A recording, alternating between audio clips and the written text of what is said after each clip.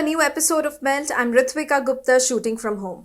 This week, we are continuing our series on the role of communications and public relations during the pandemic. Anant Rangaswami, editor of Melt, caught up with Deepshikha Dharmaraj, CEO Genesis BCW, to understand how businesses need to communicate in these uncertain times. Genesis BCW is a digital firm that specializes in business crisis management, risk management with integrated communication services. Let's get ready to melt with Deepshikha Dharmaraj. Hello, Deepshikha. Hi, Anand. Great to be here today with you. Good to be with you. And we are continuing our conversation on what you can do in the comms business to navigate this complex world. Absolutely. So to begin with, I want to ask you, Deepshikha, what are the 3, 4, 5 things that you believe that companies across categories could do at this time to help build their brand, their salience, their image, or just be seen as a better company? What could they do? Yeah, Anand, the last 1.5 years now has been fairly tough for a lot of companies, and they've been sort of figuring out what all do they need to do differently. I think the one thing that stands out very strongly is how can they help the communities that they work in or do business in. And it's not about just talk, but real action. And if you look at the examples of the good, so how do I call them, brands or corporates who are reputed and who have built a very strong credibility for them, have been these who've done work in the communities. Whether you take the companies which have worked in the area of protecting livelihood, because if you remember in the first wave, livelihood was a big question mark, and because of the national lockdown, a lot of people got impacted in terms of jobs.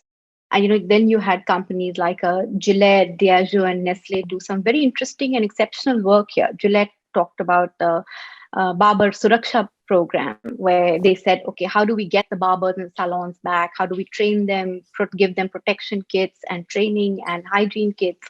Similarly, Nestle has been running their street vendor program and talking to them about better hygiene practices, and when they come back and start serving, how can they do that better?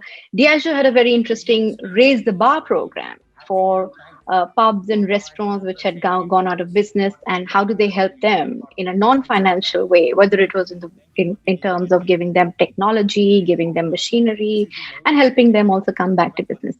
So protecting livelihoods. An interesting brand like Sleepwell, it's even a mattress brand like them.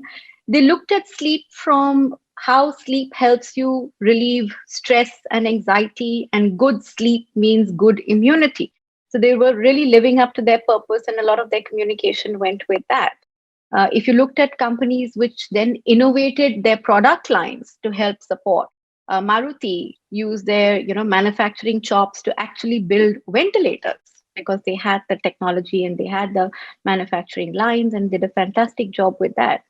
So I think there are many examples where companies went out of their way to come forth and support the consumers and communities to actually do different kinds of work. And the other big thing for me is also there's been a lot of collaboration between brands and companies. So this is not the time to compete with each other, but actually collaborate and come together and be there working alongside the government also. Yes, while we have a lot of we want a lot from the government, and we are often those conversations and debates are on, but I think sometimes it's putting aside all those differences and competing spaces and saying, okay, how can we collaborate to add to the better good for the country? So there have been some fantastic examples and work of companies like that. And we've been, very happy to partner with them and to actually bring out some of these stories. So can you share any of these collaborative stories?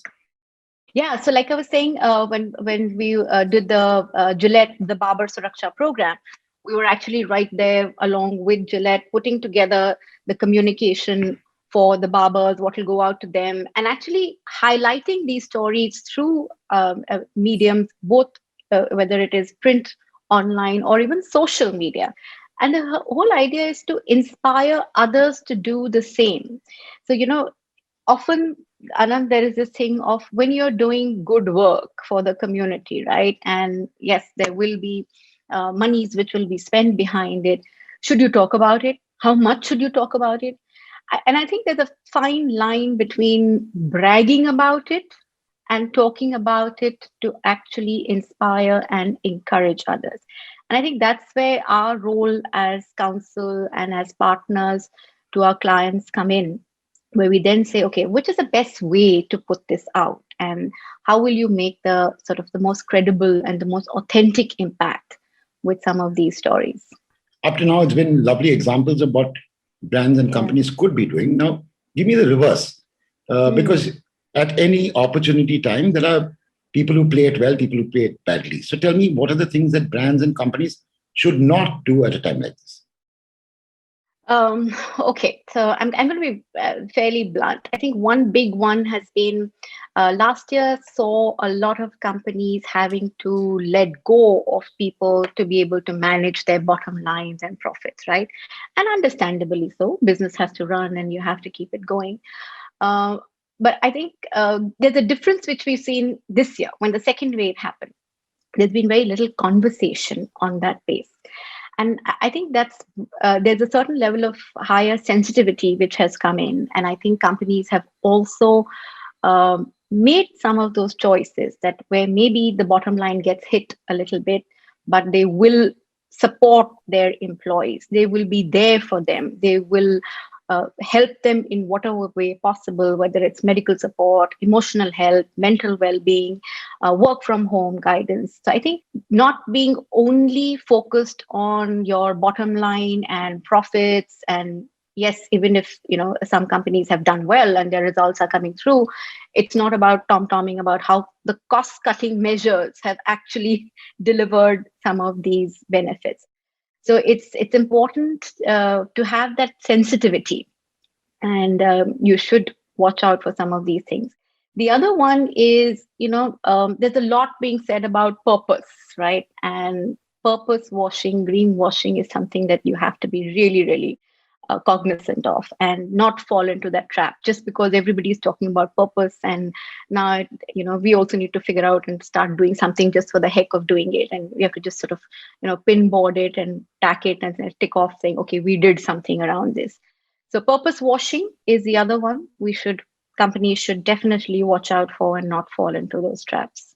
Right. So at this moment, compared to a pre-pandemic world, what is the role of the CEO and of the board in the comms? For example, let's say the companies you spoke about, Nestle, Maruti, and so on and so forth. You might not have engagements with the CEO or the board in a normal course of business. Do you find that it is different now? And expand on what is the role of the CEO, what is the role of the board at a time like this?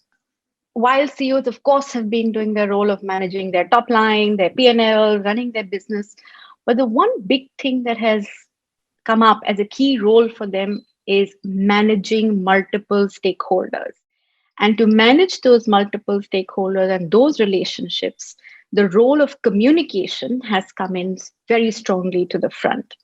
And today, CEOs have their communications team very closely sitting with them, looking at what should be the communication. And so, a lot of companies have created the rapid response team, which is because things are changing so fast, right, out there. You don't have all the luxury to figure out what should you be speaking to when it comes to customers, employees, investors, business partners, the government also. So you need to have some of these ready conversations, and your messaging has to be ready with you, and CEOs need to be able to put it out there very quickly. The other big thing in communication for CEOs has been that while they've always sort of been at the forefront of external communication, and it's part of their role to be the external communicators for organizations, but the post-pandemic time has brought in a big realization of internal communications, employee communications, and maybe in the earlier days, HR and talent would take that front seat on internal and employee communications.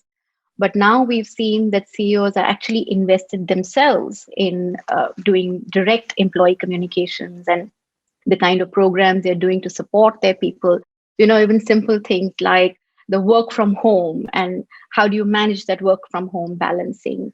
How do you support them, especially in the second wave, when there were so many colleagues who were down with COVID or dealing with tragedies in their families and close loved ones.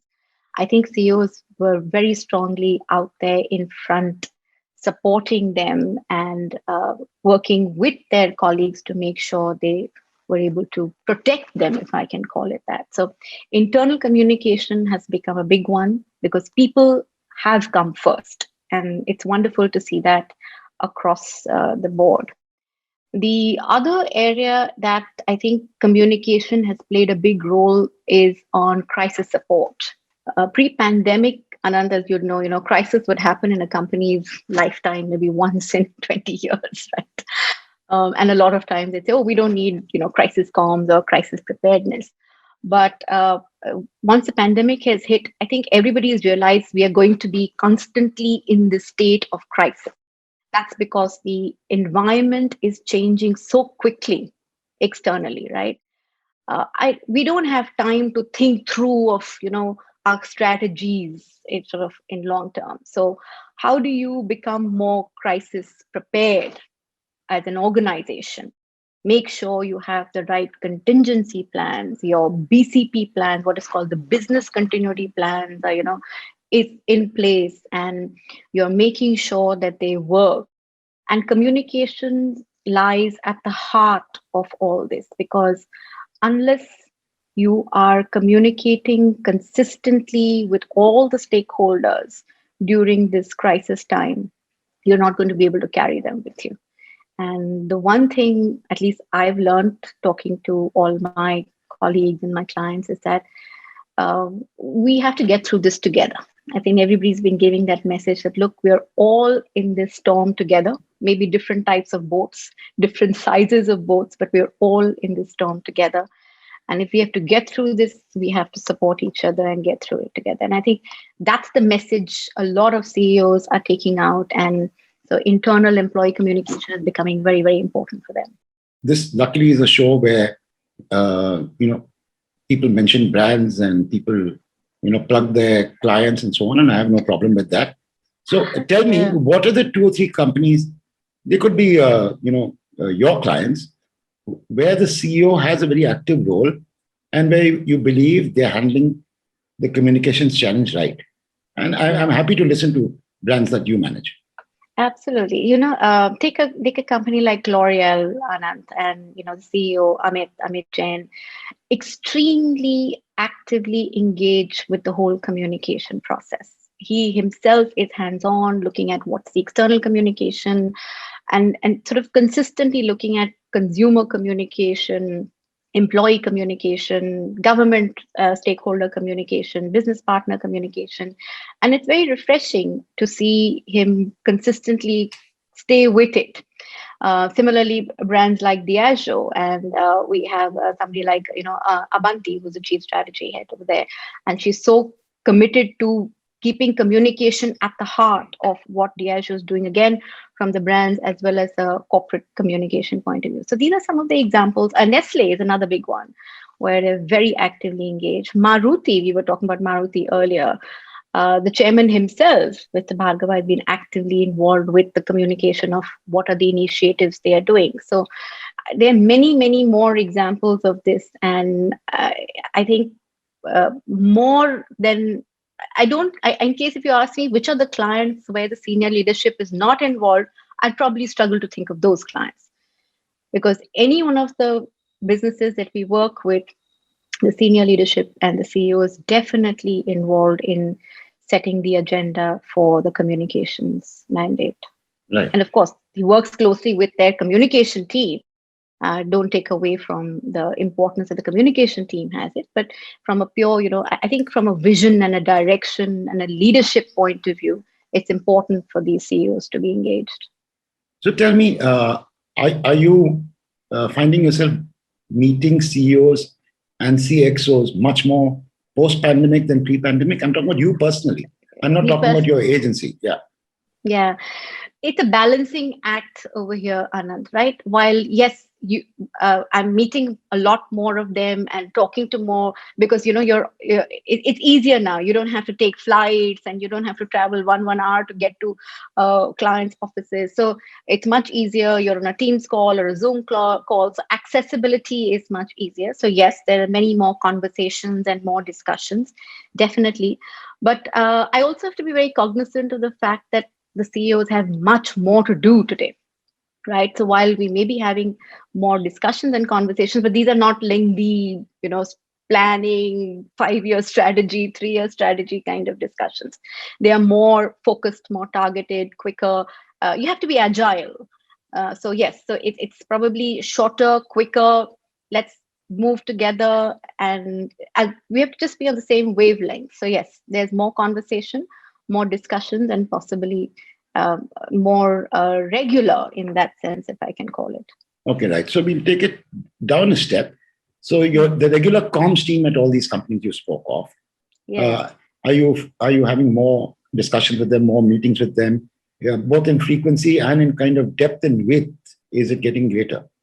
Yeah. So, I mean, definitely, Anant, you can imagine that if the CEO or the leadership is involved, then the comms team is 100% involved. And they are on 24/7 standby. And I have to really give it to them. They are dealing with so much, and it's not that every company has very large communication teams. There are some organizations they have 1 or 2 people who are trying to manage everything, and I think that's where we partner with them, and they look to us to partner well and be their extended teams. And that's the interesting part that I've seen definitely post this pandemic. We've come together more as extended teams. It's not about I did, you did, he did, she did, the typical client agency. While yes, it may still exist in pockets, but I think there's more of a teamwork, and let's do this together. And I talked about it earlier also. So the comms teams are definitely very highly engaged. They are also highly engaged on both sides, the business side, because they're looking at what's the innovative things that we need to do in the business. Business has to be much more agile, digital transformation, e-commerce, new ways to connect with the consumer. Social media is the new way to communicate with the consumer. So the business is dealing with a lot. And so even the communications team have to keep up to speed and with them. And then also make sure that we as a larger extended team with them, we're all carrying forward and are all speaking the same tune. That's important. Right. So I'm going to provoke you with the next question. Within a 1 kilometer radius of my house, there are probably about 20 companies which call themselves PR agencies. Has this crisis made it a better time for business for the largest agencies and a worse time for business for the smallest agencies? Oh, tough one. Yeah, Anand. So I think for the larger agencies, and I can say that from knowing what's happening with us, we have been able to ride it well because we have width of services. So we are a full service agency, right? So we're able to do the media relations, employee communications, crisis communication, government relations, all of the things we do. And the second has been, again, our risk is spread well across industry sectors. And I'll give you an example. If I was an agency which was focused on travel as a vertical, I would be up against a very difficult time right now, right? And similarly, if I was focused around entertainment only, it would be tough times for me there also. So I think what has worked for the larger agencies is one, the spread of services that we offer as a full service business and being able to integrate those services to the benefit of the clients. And the second has been the fact that we can spread our risk across different industries. So maybe some industries went down, but healthcare, for example, just took off last year for us, right? And we were always investing in healthcare. in the earlier years. And in the last 1.5 year, healthcare has just, we didn't even think it would be that kind of growth. So a fantastic stuff going on over there, right? So I think that's where possibly the smaller companies may find it a bit of a struggle. So if you're in a sweet spot, so if a smaller company is in the healthcare space, they're probably doing fabulously well. Or a smaller company which is in the digital space and has really leveraged social media and digital and sort of made it as part of their offering, as some of the smaller agile PR firms have been doing very well, they're probably doing really well also. I have to also add here, Anand, that what happened last year, as of right now, doesn't seem to be repeating this year in terms of, I think last year there was a lot of cut expenses, cut fees, cut professional fees. As of while I speak today, there's not too much of that currently happening. I don't know how it will pan out over the next 2-3 months, but we are hoping that the importance of communication and having the PR agency as your communications partner has been understood by organizations, and they're not looking to reduce that support right now. You sort of almost anticipated my last question to bookend this conversation. In a funny way, has this pandemic been good for your business? If you'd asked me this last year, I may not have been so positive. I may have said it's been a tough year. It was a tough year last year, and we had to take in a fair amount of the change and clients struggling with their business. If I look at it this year, while yes, the overall business did pick up in October, November, so we are seeing still the positives of that. How it would be good for my business, not just in terms of revenue and monetarily, I think, Anand. I think what is good for public relations is one, the need for authentic, credible information. I think everybody is now focused around that, and more people are demanding that. And I think that's where the role of a good PR agency also comes in. To a certain level, we keep the communication of organizations authentic, transparent, open, and two-way. So that's been good from a PR agency or a PR profession point of view. The other thing, which is it's great for the young ones, is that the number of jobs seems to have exploded in this space. Jobs available. Corporates are hiring many more communications people. I have to admit, I'm losing some of my good people to corporates, but it's very encouraging to see corporates making that investment and wanting to hire good talent and expanding, therefore, their communication teams. And similarly, agencies are also hiring a lot of new talent. So it's good news for talent out there, or people who are wanting to get into this industry. It seems to be a good time. So maybe in the long run, in the next couple of years time frame, we'll see this industry mature more and evolve more and attract better talent as we go forward. It's a lovely conversation. Thank you so much, Deepshikha. Thank you, Anant. It was delightful, like always.